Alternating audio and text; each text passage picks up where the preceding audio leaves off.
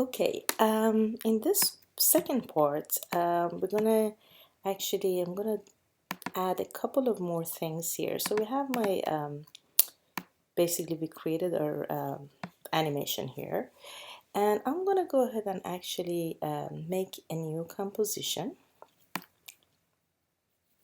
And this time I'm gonna just say rotate circle, and I'm gonna make this 500 by 500, so it's just smaller.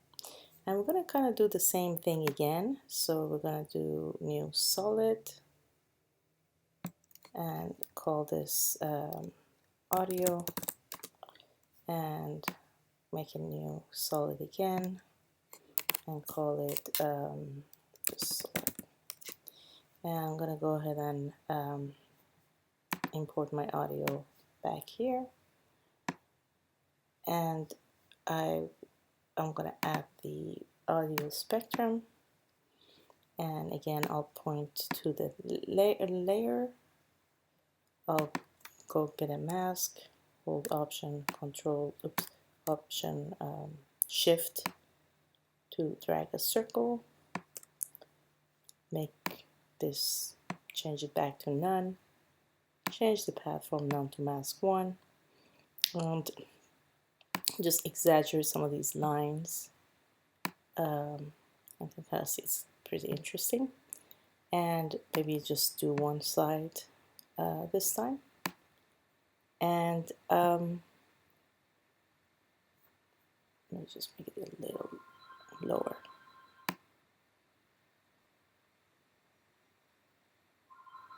And now we're going to actually add an expression to this. So what we're going to do, we're going to open up the transform option, hold the option key on a Mac, control on a PC, click once inside rotation, you see the color changes to red, and then simply put in time asterisk. I'm going to do 50, and once you do that, you can see that basically your circle animates circularly. And what we can do, I can just play around with some of these settings to just extend the animation. So now I have two separate settings, and I have two separate comps. So what I could do, I could have basically the audio layer. I could simply bring my rotate circle into that comp, so that basically I'll have two of these. And when you do that, make sure that you change the options, make sure this is extended, the middle tab, and change the mode from normal to screen, because what it does, it basically gets rid of the black. And now that you have it as a composition, I can make it bigger, I can make it smaller, and you could see that the animation is starting to look a lot more interesting. So maybe just make it a little smaller. So that's how you actually add an expression to your comp for basic animation. So let's actually go ahead and do another composition here. And this time, again, I'm going to change this to Vegas. And I'm just going to change it to 720 regular, 1280 720. Actually, you know what I'm going to do? Make it smaller so that it's there, because otherwise it's just going to be too big, too large of a file. So let's see what the comp setting was for this one. Actually, composition setting, so it's 72480. So let's just keep it the same.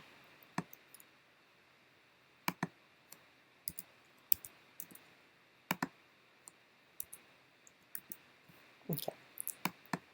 So now I'm going to just hide this so we have more of a space to kind of play with. Again, I'm going to add the new solid, and this time I'm going to call this Vegas. And if I go back here, I could put Vegas, drag this in. Again, nothing shows up because I don't have a path. So I could simply drag a path here.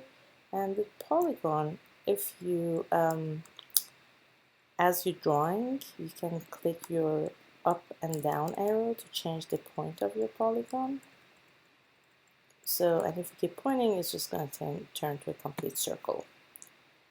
So that's a good way to just kind of create a custom shape. So actually, I'm going to go ahead and just make a Command Y for solid, and I'm going to just say circle and just do a regular circle,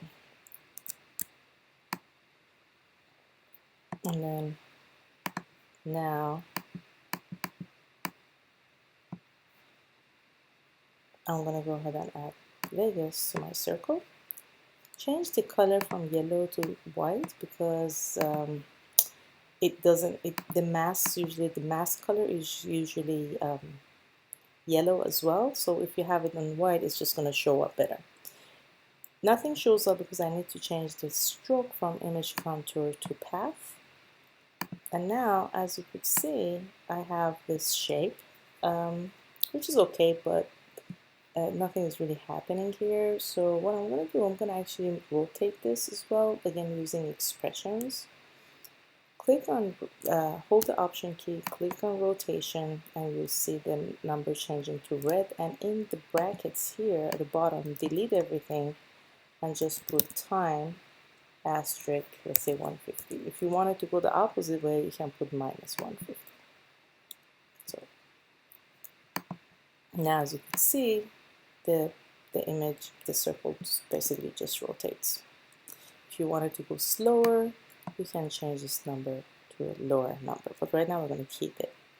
So these are some of the options that I have that I could use for my animation. So I can go ahead and maybe just put it on 5, and you see the segments basically change from shorter lines to thicker lines. So we can also keyframe that, so I can have it start at 1, and then as it's moving, change it to, let's say, 7. So basically you'll see something kind of cool like this. And what we could do, we could also add some effects to this. So I'm going to go ahead and add glow. And just make it brighter, just playing with the radius. So you can see that it's popping a little bit better without the glow, and that's with the glow. So so now let me just make this smaller. So what we could do now is I'm going to go ahead and I don't know I'll call it Vegas. So I'm going to go ahead and actually make a new composition, a final render. And what I'll do, I'm going to add my audio layer, and I'll add the rotate circle, the Vegas. I'll add the Vegas to the layer as well, and make sure to click in the middle tab so that you can change the setting to screen so it knocks out the black. And what we could also do, we could put the option to alpha. So now, as you could see, it kind of starts drawing on the actual circle. I mean, you can play around with the different settings, like how each one affects the circle, but the actual first option probably it will just use the the luminosity of the first layer to reveal the shape of the second layer. I'm kind of not too happy about my audio layer, the way it's animating. Actually, let me go ahead and just put that on no track matte. I'm going to double click it to go back into the actual panel here. I'm not crazy about the way this thing is rotating, so I'm going to go ahead and open the option up. And I think this is the correct one, yeah. And I'll double click this one again to get into its properties. And basically, if you click the first layer, oops, and then click R for rotation, you'll see that it'll automatically pulls up the rotation. And open it up, and what you could do, you can actually delete the expression. If you click on the minus, it'll just basically makes it inactive, or you can simply click and delete it. So I think I'm gonna just leave it like this one. I think it looks better without this because it rotates a little strange, which we'll fix later. So now if I go to my final render, again, remember the final render has different compositions in it. So for example, if you're gonna add a stroke, you could also have a separate comp, and then just bring all these various composition in a final render composition.